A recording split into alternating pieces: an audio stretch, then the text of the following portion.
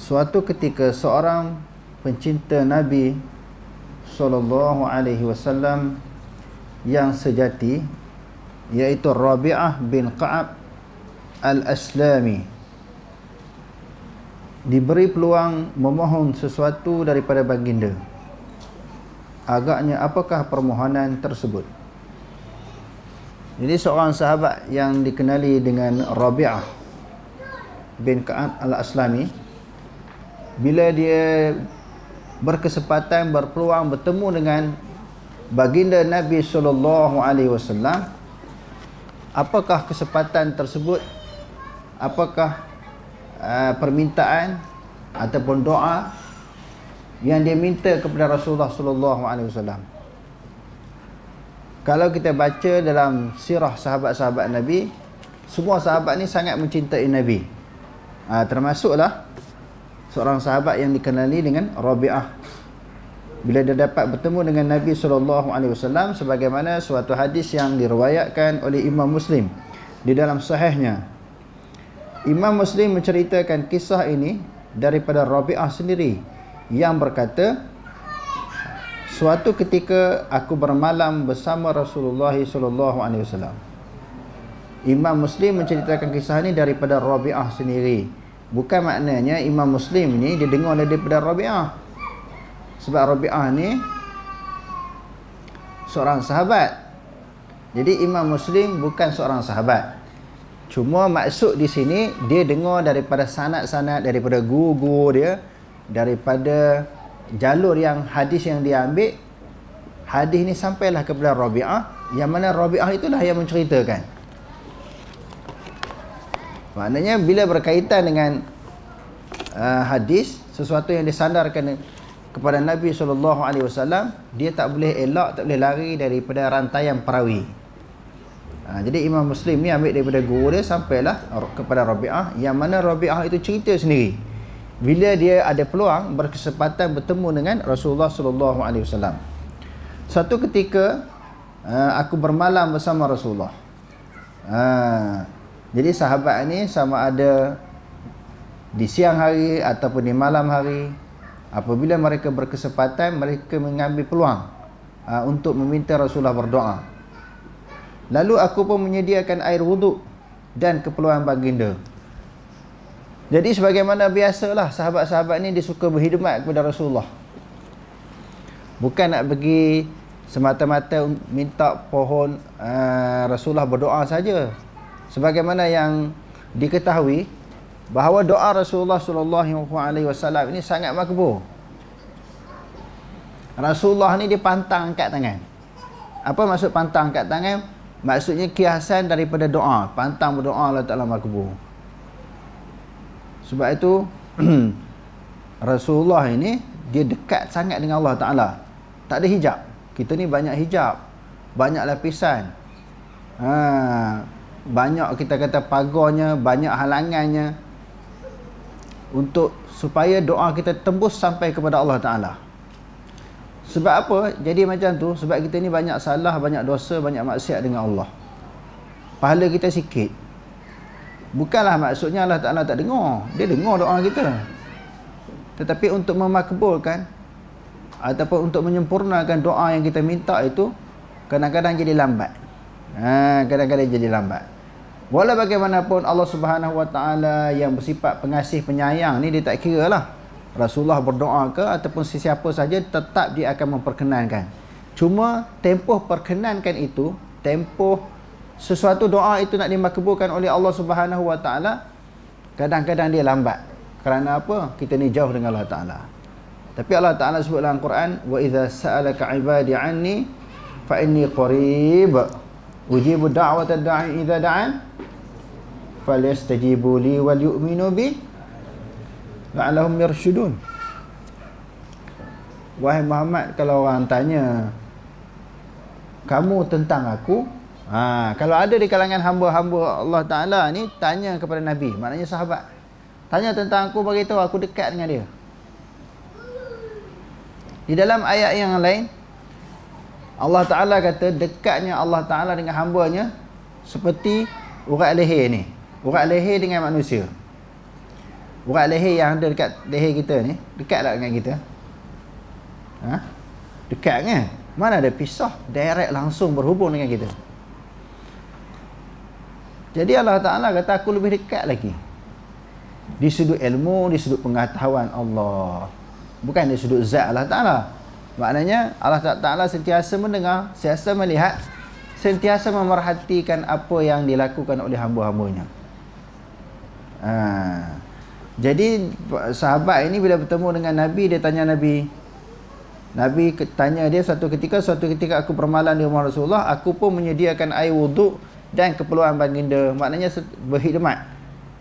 Suka sangat berkhidmat Rasulullah. Nak mendampingkan diri dengan Rasulullah. Kemudian baginda SAW bersabda, mintalah sesuatu hajat. Rasulullah buka tawaran. Kamu nak minta apa? Jadi Rasulullah, mereka memang sahabat berebut-rebut nak jumpa Rasulullah untuk Rasulullah berdoa. Jadi Rasulullah fahamlah sebahagian daripada tindakan sahabat ini mendampingi beliau. Sebahagian daripada sahabat musafir jauh bertemu dengan Rasulullah ni nak minta doa. Kan Rasulullah tadi kita sebut doa dia dimakbulkan oleh Allah Ta'ala. Kemudian baginda bersabda, mintalah sesuatu hajat. Aku pun berkata, aku memohon agar dapat menemanimu di syurga. Dia tak nak minta lain, yang tu yang dia terlintas. Tak nak minta jadi kaya ke, banyak harta ke, mempunyai pengaruh pengikut yang ramai ke. Tak ada terlintas dalam hati. Nak minta umur panjang ke pada masa tu. Tak ada. Perniagaan dia jadi laris. Ternakan dia membiak ke, atau tanam-tanaman dia jadi subur. Kan sumber ekonomi orang Arab sama ada daripada perniagaan, tanaman ataupun ternak kan. Tak minta semua tu. Kalau berniaga nak supaya perniagaan tu jadi maju, berjaya. Kalau menternak, ternakan membiak. Bercocok tanam, tanaman jadi subur. Tak terlintas langsung benda-benda tu. Sedangkan itu satu keperluan kehidupan mereka. Apa yang terlintas? Nak menemani Nabi SAW dalam syurga. Bukan saja nak masuk syurga. Nak masuk syurga bersama dengan Nabi. Punya sayang, punya cinta, tak nak pisah dengan Nabi. Atas dunia tak nak pisah, di akhirat besok pun tak nak pisah. Atas dunia tak nak pisah dengan Nabi, di akhirat pun tak nak pisah, tak nak renggang dengan Nabi. Nak tunjukkan apa dia? Sayang sangat dengan Nabi SAW. Dia tak minta doa supaya jangan berpisah dengan anak dia, isteri dia, keluarga dia. Tak. Yang tu pisah tak apa. Tetapi dengan Nabi jangan pisah. Walaupun sayang kepada anak, sayang kepada isteri, kepada keluarga, tetapi kecintaan kepada Nabi SAW melebihi segala-galanya. Dalam hati kita ada tak benda tu? Letak nombor satu, nombor dua, Nabi ni selepas Allah ni Nabi yang kita sayang. Ada tak dalam hati kita? Kena letak macam tu kita ni. Sebab hasil daripada perjuangan dakwah yang disampaikan oleh Nabi SAW lah berkembangnya Islam di seluruh penjuru dunia. Sebab apa? Hasil daripada perjuangan dakwah yang disampaikan oleh Nabi. Dia kata aku minta dia kata, nak menemani Rasulullah di dalam syurga. Tanya baginda, ada lagi tak? Aku menjawab, itu sahaja. Sedangkan itu peluang keemasan. Minta banyak tak apa. Nabi sentiasa akan mengangkat tangan, berdoa kepada Allah demi memenuhi hajat sahabat-sahabat dia. Nak minta apa tak apa. Banyak mana pun tak apa, aku tolong doa kepada Allah Ta'ala. Tetapi kita tengok hadirin sekalian, setelah Rasulullah SAW wafat, para sahabat ni tak adalah pergi berduyun-duyun ke kubur Rasulullah. Minta sesuatu hajat kepada Rasulullah ni tak ada. Masa hidup suruh doa. Setelah Rasulullah wafat, mereka amalkan apa-apa yang ditinggalkan, apa-apa yang dipesankan, apa-apa yang telah dicontohkan oleh Rasulullah SAW. Tidak sahabat ni sehidup semati dengan Nabi. Sebahagian mereka ni tidur bangun dengan Nabi. Di antaranya Anas bin Malik ibnu Abbas, rapat sangat dengan Nabi. Bila Nabi wafat, patutnya pergilah kubur Nabi, minta kepada Nabi. Atas dunia rapat, Nabi mati, mintalah sesuatu syafaat ketika Nabi SAW telah wafat. Tak ada mereka buat. Tengok. Mereka amalkan sahaja. apa yang telah ditinggalkan oleh Nabi. Sedangkan Nabi SAW mengatasilah mana-mana wali, mana-mana orang yang mendakwa dapat karamah, mana-mana orang yang soleh, mana-mana orang alim, Nabi atas lagi. Sahabat tidaklah pergi memuja kubur Nabi SAW. Lalu bila Rasulullah tanya nak apa lagi selain benda tu, dia tak ada yang lain. Rasulullah tanya lagi, ada lagi tak? Tak ada dah, yang tu sahaja. Jadi lagu mana nak menemani? Ni untuk amalan kita sama. Selain daripada menjadi amalan kepada para sahabat, hasil daripada nasihat Nabi, hasil daripada petunjuk yang disampaikan oleh Nabi, menjadi pengajaran kepada kita juga sebagai umat Nabi Muhammad di akhir zaman ini, walaupun tak pernah melihat Nabi. Kalau kita nak menemani Nabi SAW dalam syurga, buat apa yang Nabi sarankan kepada sahabat ini, kepada sahabat yang dikenali dengan Rabi'ah bin Ka'ab al-Aslami. Apa dia? Sama-sama insya-Allah kita akan buat. Sama-sama kita buat untuk dapat memastikan bersama dengan Nabi di dalam syurga. Aku menjawab itu sahaja. Balas baginda, batulah aku penuhi permintaanmu dengan banyak bersujud. Aku boleh minta kepada Allah Ta'ala, tapi dengan banyak bersujud. Apakah yang dimaksudkan dengan bikasrati sujud? Aku boleh memperkenankan permintaanmu, doa kepada Allah Ta'ala nak masuk syurga, tapi bikasrati sujud. Dalam hadis itu disebut bikasrati sujud. Hendaklah dengan memperbanyakkan sujud. Apa maksud? Ini suatu kiasan kepada sembahyang, memperbanyakkan sembahyang. Sebab sujud ini adalah merupakan sebahagian daripada perbuatan sembahyang. Bahkan sujud ini adalah merupakan sebahagian daripada rukun sembahyang. Kalau dalam mazhab kita Syafi'i, rukun sembahyang ada berapa? Jadi salah satu daripada 13 itu adanya perbuatan sujud. Maknanya memperbanyakkan sujud, memperbanyakkan sembahyang. Yang dimaksudkan di sini memperbanyakkan sembahyang sunat. Hak wajib tu memang tak boleh elak dah. Sembahyang 5 waktu sehari semalam. Memperbanyakkan sembahyang sunat. Lebih-lebih lagi kan, kita sedang berada di dalam bulan Ramadan yang penuh keberkatan. Dalam Al-Quran Allah Ta'ala kata, suatu kebajikan dibalas dengan 10 pahala. Al-hasanatu wal hasanatu bi asyri amsalihah. Maknanya suatu kebaikan dibalas dengan 10 pahala. Wasayyi'atu fala yujza illa mithluha. Maknanya kejahatan tidak dibalas melainkan dengan satu kesalahan, satu dosa. Tetapi satu kebaikan 10 pahala. Allah Ta'ala sebenarnya dia nak bagi masuk syurga semua. Jahat, satu kejahatan balas satu dosa.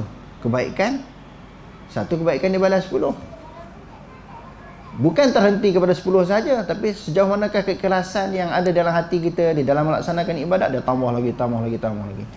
Sebenarnya sebagaimana yang disebut dalam Quran dan hadis ni, Allah Ta'ala nak memasukkan semua dalam syurga. Tapi peluang yang dibuka oleh Allah Ta'ala, ramai manusia tak rebut. Allah Ta'ala sebut dalam Quran, wasari'u ila maghfiratin min rabbikum wa jannatin arduha as-samawati wal ard uiddat lil muttaqin. Bersegeralah kepada keampunan Tuhanmu dan syurga yang terbentang luas sebagaimana luasnya langit dan bumi, disediakan kepada orang yang bertakwa. Kita ni jadi takwa tak? Kalau kita bukan orang yang bertakwa, kita tak terima, tak sahut seruan Allah dan juga tawaran daripada Allah. Kalau betul-betul kita orang yang bertakwa, kita sahut seruan Allah Ta'ala, tawaran daripada Allah, kita buat, bersegera masuk syurga dan juga keampunan. Sebab orang yang bertakwa ni, Allah Ta'ala kata, orang yang bertakwa sahaja yang akan mengambil Al-Quran sebagai hidayah, sebagai petunjuk, sebagai pedoman. Awal-awal lagi dah kita baca, Dzalikal kitabu la raiba fih hudan lil muttaqin. Yang demikian itu kitab Al-Quran yang tidak ada ragu padanya, petunjuk bagi orang yang bertakwa. Memanglah asal-asal Quran itu dia petunjuk kepada semua orang. Syahrul Ramadan allazi unzila fihi al-Qur'an hudan lin-nas wa bayyinatin minal huda wal furqan. Memang Quran itu petunjuk kepada semua orang. Tetapi Allah Ta'ala kata yang mengambil petunjuk adalah orang bertakwa. Walaupun untuk semua. Quran ini petunjuk kepada orang Islam, orang kafir, fasik, mukmin, semua. Tetapi yang hanya mengambil petunjuk daripada Al-Quran adalah orang yang bertakwa. Sebab itu puasa pun, bila kita dapat memenuhi puasa sebagaimana yang dikehendaki oleh Allah, puasa yang ditunjukkan oleh Nabi SAW, sebab tu hujung tu dia kata la'allakum tattaqun. Kutiba alaikumus siyam kama kutiba alal ladzina min qablikum la'allakum tattaqun. Mudah-mudahan kamu jadi orang yang bertakwa. Kalau puasa sebagaimana yang dikehendaki oleh Allah Ta'ala. Jadi sahabat ni kata, aku nak menemanimu dalam syurga wahai Rasulullah. Rasulullah kata tak apa, perbanyakkan sujud, banyak semayang. Dia suruh banyak semayang. Wasta'inu bis-sabri was-salah. Minta tolonglah kepada Allah dengan sabar dan juga semayang. Allahu Akbar. Dia suruh semayang. Hafizu 'ala salawati was-salatil wusta wa qumu lillahi qanitin. Jagalah semua semayang, kata Allah. Lebih-lebih lagi semayang wusta. Semayang wusta ni sebahagian ulama kata semayang subuh, ada yang kata semayang zuhur, ada yang kata semayang asar. Kerana ketiga-tiga waktu semayang ni menyebabkan orang lalai, orang akan tertinggal. Ataupun semayang di hujung waktu, kerana kesibukan urusan-urusan yang tertentu, semayang jadi lambat. Hafizu 'ala salawati was salatil wusta wa qumu lillahi qanitin. Allahu Akbar. Jagalah semayang, khususnya semayang wusta. Kalau kita jaga semayang, Allah Ta'ala jaga kita. Inna salata tanha 'anil fahsya'i wal munkar. Sesungguhnya semayang itu dapat mencegah kamu daripada melakukan kekejian dan kemungkaran. Kadang-kadang kita tengok juga orang semayang tu buat maksiat buat juga kan.